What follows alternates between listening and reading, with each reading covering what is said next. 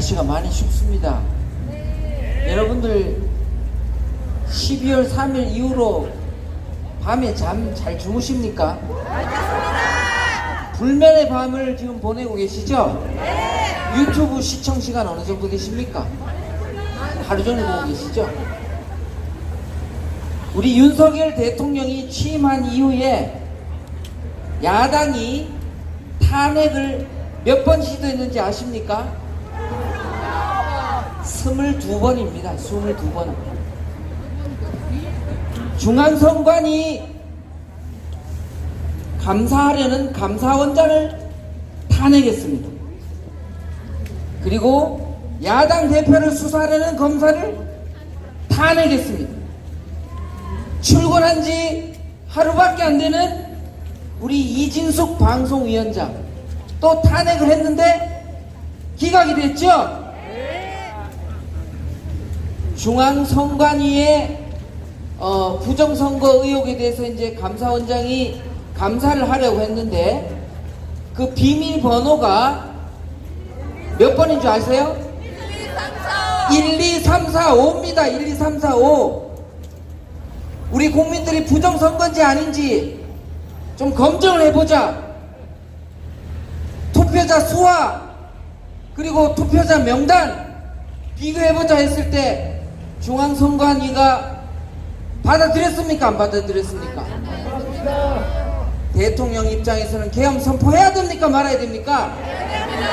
왜 계엄을 불법이라고 합니까?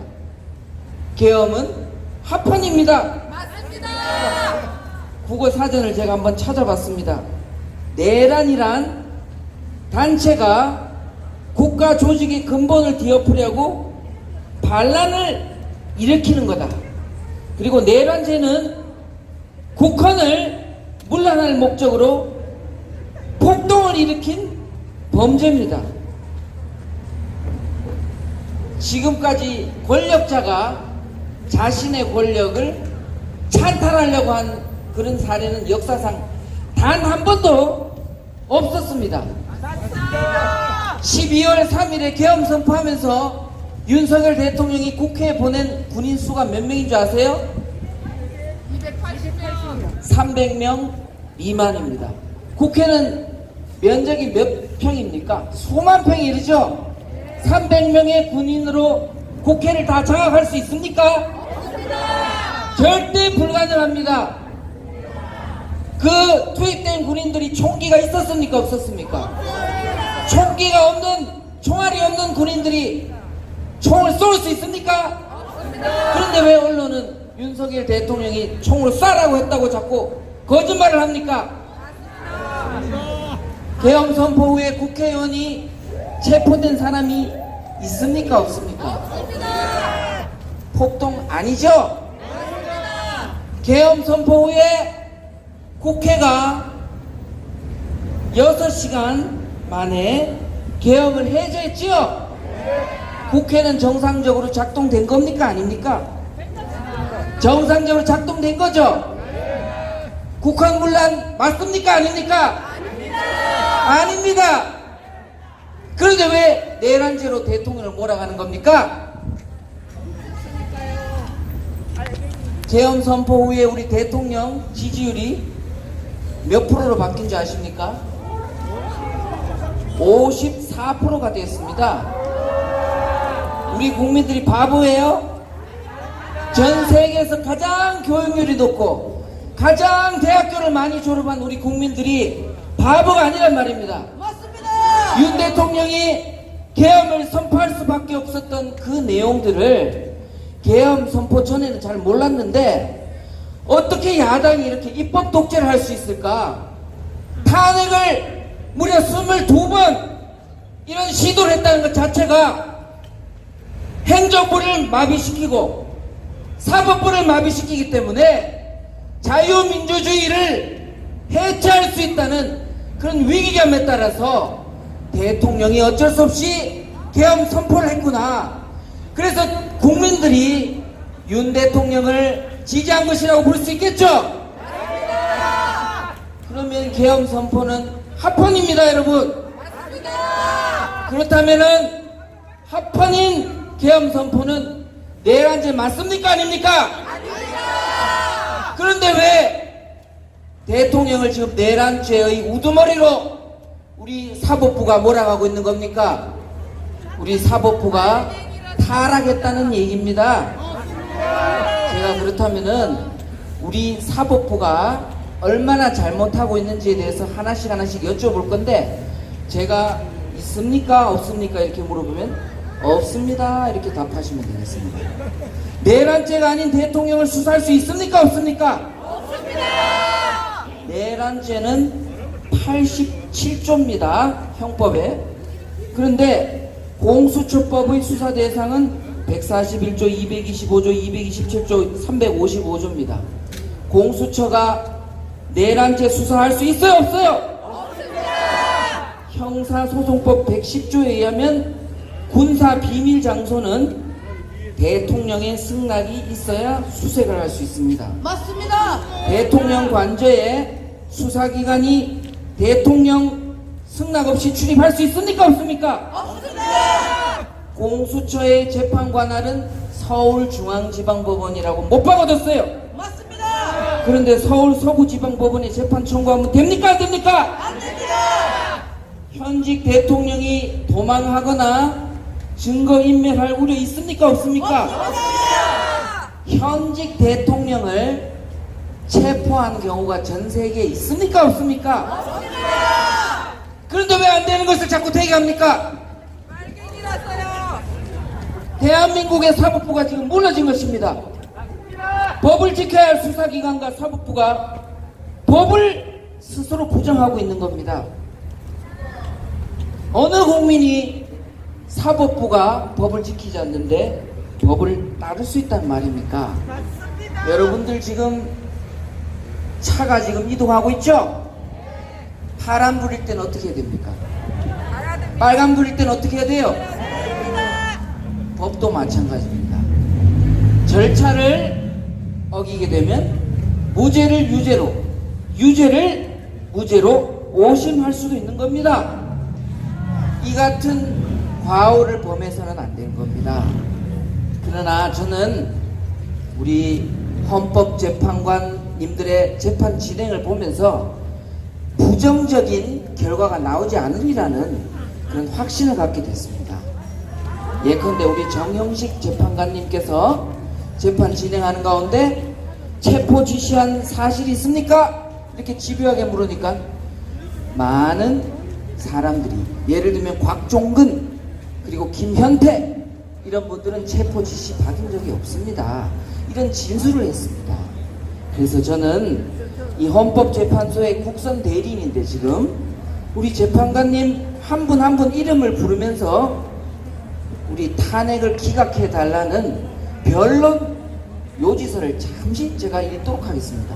와! 그 요지서를 읽기 전에 우리 재판관님 한 분 한 분마다 제가 이름을 부르겠습니다.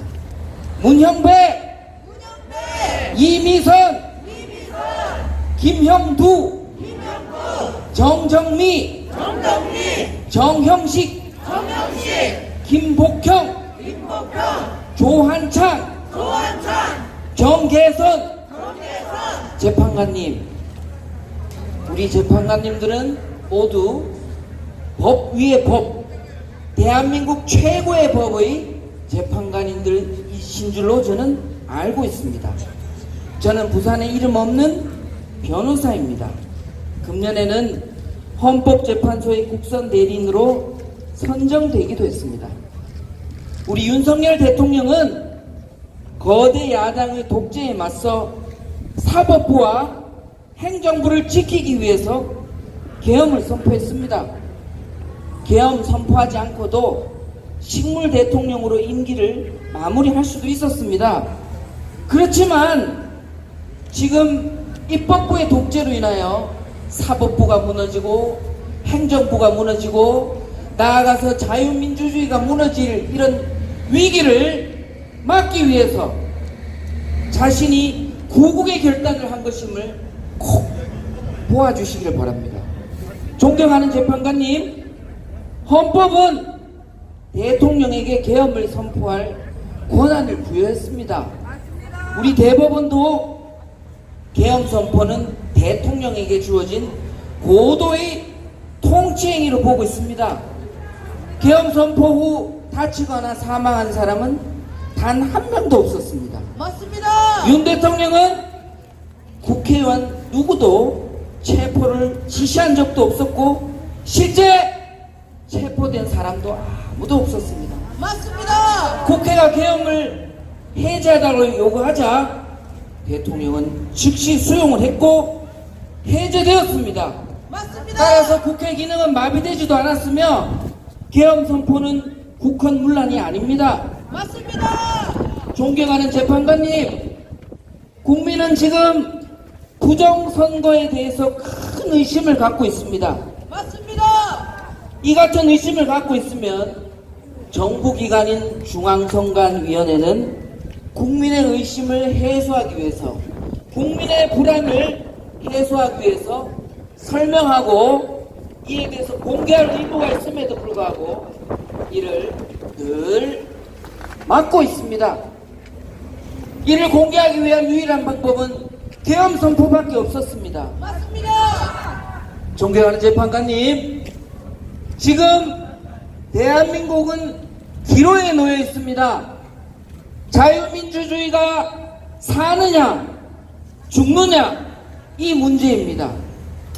국민 전부가 아니더라도 54%가 윤석열 대통령을 지지하고 있습니다.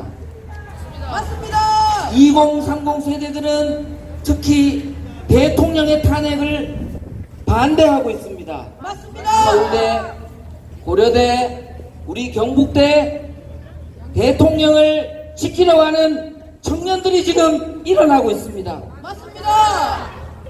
대한민국의 운명이 우리 재판관님들의 선택에 달려 있습니다. 부디 재판관님 여러분들의 선택이 양심에 부끄럽지 않은 선택이 되도록 해주십시오. 오늘의 대한민국과 내일의 후손들이 자랑스럽게 여길 선택을 해주십시오.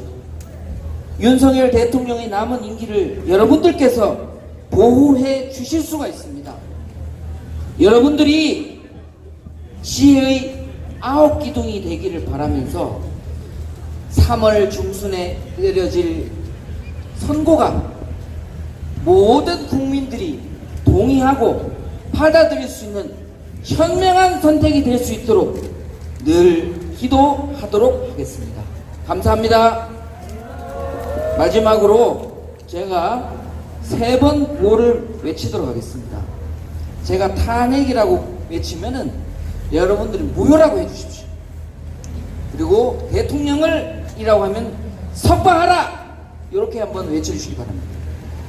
탄핵! 무효! 대통령을 석방하라! 탄핵! 무효! 대통령을 석방하라! 탄핵! 무효! 대통령을 석방하라! 감사합니다. 네.